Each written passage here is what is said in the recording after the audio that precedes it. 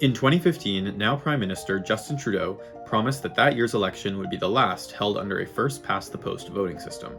8 years on, and Canada's elections still function according to this system. So what is first-past-the-post? Why don't people agree with it? And should we replace it? I'll be going over the basics of Canada's electoral system, the arguments for and against reform, and some of the ongoing discussions in academia, media, and politics about this issue.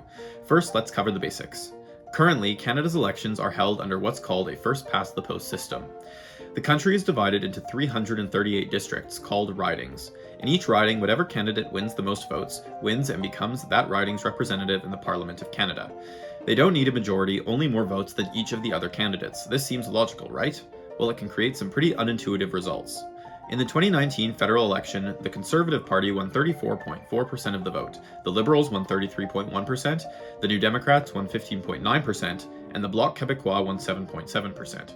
You'd think that the proportion of seats they won would be similar, right? Wrong. The Conservatives won 35.8% of the seats, while the Liberals won 46.4%, a major deviation from what you'd think the popular vote would give them. The New Democrats suffered even more from this system, winning only 7.1% of the seats, and the Bloc benefited, winning almost 2 percentage points more of the seats than their popular vote would give them. This has resulted in some, such as the advocacy organization Fair Vote Canada, to argue that we need a new electoral system, one that could fairly represent the voices of Canadians. But first past the post has some benefits too. I'll be discussing what electoral reform might entail and the arguments in favor and against. Electoral reform means Canada would change away from a first-past-the-post system to a different kind of system. If I tried to talk about every alternative, we'd be here all week, so I'm going to instead talk about the idea of reform more broadly. The different considerations going into any decisions, and the arguments for and against change itself, and if electoral reform will truly address problems in the Canadian political system. First-past-the-post has many critiques.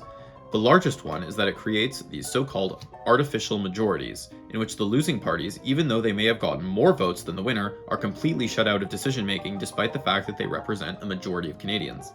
It also means that parties can appeal to a smaller number of voters in order to gain power, and can safely ignore the interests of groups they do not need to win. In a country with strong regional and linguistic divisions like Canada, this problem can become quite apparent. The western provinces feel ignored by a government that really just needs Ontario and Quebec to win, while sometimes Quebec feels ignored by governments that just need Ontario and the West to win. Indigenous peoples, low-income people, and renters, immigrants, and other underprivileged groups can be ignored, or at least only paid lip service to, by a government that really doesn't need them to stay in power. As well, it can create an unhealthy political mindset where voters vote based on strategy, where they try to vote for the lesser of two evils instead of voting for what they truly want and believe. While it can create stability, first past the post encourages a more static political landscape with an unbreakable two-party grip on the vote. In a paper comparing electoral systems, Dr. Paul Thomas of the University of Manitoba outlined several criteria he believes electoral systems should be judged by.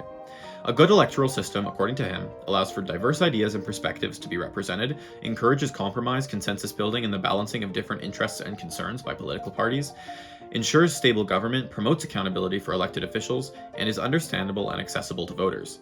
Obviously, not all criteria can be satisfied by any one system, but trying to find a system that is a best fit for these criteria is achievable. Electoral reform is also a fundamentally political decision. Prime Minister Justin Trudeau reportedly preferred a ranked choice system, wherein voters would rank candidates, and if their first choice lost, their second choice would get their votes. Some perceive this to be driven by self-interest, as the Liberals are often thought of as every Canadian's second choice, as a so-called Big Tent party. A Conservative voter would sooner vote Liberal than vote New Democrat, while a New Democrat would sooner vote Liberal than vote Conservative, meaning that a ranked choice system could have cemented Liberal government in Canada.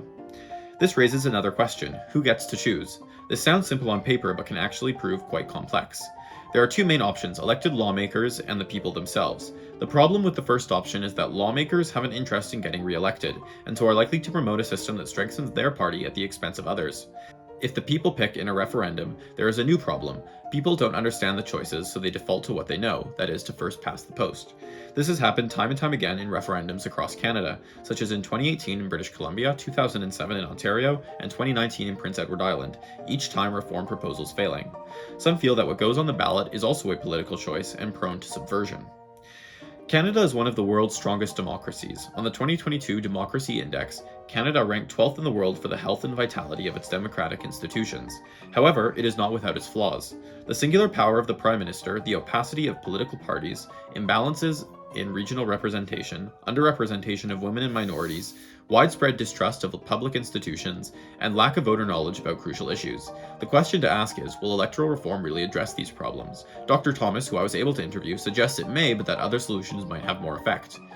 He suggests that changes to Canada's political culture would do more good than anything else, improving oversight and transparency in the party nomination process, reducing adversarial behaviour in the House of Commons, and loosening Canada's strict party discipline and facilitating more free votes by MPs, to name a few. He also suggests that though electoral reform could have a positive effect, it may be too much of a headache to be worthwhile, and could become highly politicized. Something he calls marginal tinkering might be the best strategy to improve Canadian democracy. He points to Canada's reformed Senate, with more independent senators, reduced partisanship, and an apolitical appointment process as an example of positive but non-transformative change to the political system. At various times, the Liberals, the New Democrats, and the Greens have endorsed electoral reform. As voters, it is incumbent upon us to investigate the best systems and encourage our representatives to do the same. Democracy is a precious thing, and keeping it healthy is always an unfinished task. Being informed and engaged is the most important thing, however. Not defaulting to the status quo and making well-informed decisions about Canada's institutions is critical for every Canadian citizen. As Thomas Jefferson once wrote, "Wherever the people are well informed, they can be trusted with their own government."